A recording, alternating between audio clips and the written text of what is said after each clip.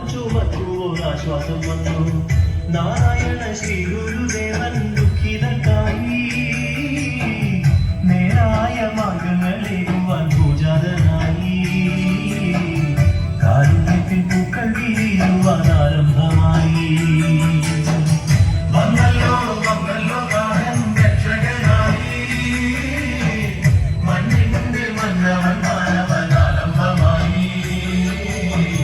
ആരുണ്ട് ഗുരുവിനെ കാണാൻ പൂജിക്കാത്തനായി.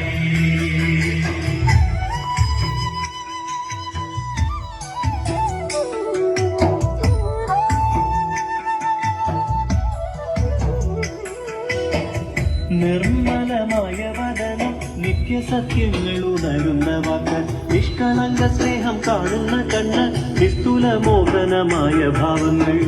ഗുരുവിന്റെ വാക്കുകൾക്കെന്തൊരു ശക്തിയാണെന്നോ.